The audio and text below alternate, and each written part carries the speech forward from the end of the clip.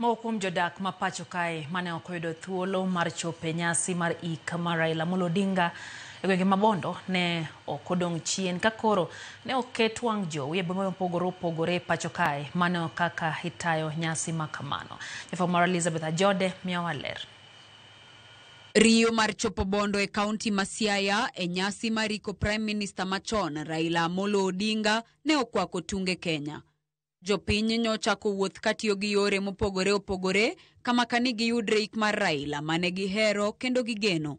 Kumzika baba yetu kipenzi, baba Raila Amolo Odinga. Mungu amlaze pema peponi. Baba tunakupenda sana. Ulale pema peponi. Kazi hakika tutapata kiongozi kama wewe. Kata kamano, ok jopiny duto ne oyudo thuolo mar chopo kono. Moko kuom oganda ne ochokore miere kod bombe kaluwo chenro makamano ka okalo e wang' jowi kod mbui. Power to be used to ensure progress. E boma ma Kisumu, jopiny Manyalenda, Kondele kod mamoko ne oyudo thuolo mar neno television mane oketnegi mondo kik Raila kadhgi.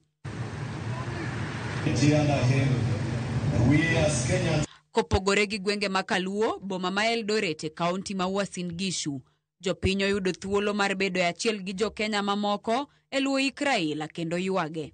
Mimi niliangalia dalili, nikaona siwezi nikafika Bondo.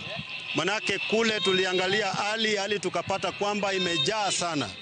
Na ndiposa tukasema asante kwa mpangilio ambayo viongozi wetu wa hapa Uasin Gishu wametuwekea, tukakuja hapa tukaweze kusemesana na kuangalia jinsi gani mkubwa wetu anawekwa mahali pa kupumzika. Kaunti ma Narok bende ne okodong' chien ka jogo mane okonyalo chopo e nyasi no mane timore Bondo ne oketnegi wang' jowi e konde mopogore opogore e chuny boma ma Narok. Singeweza kufika huko Siaya sababu ya wingi wa watu ambao wameenda huko.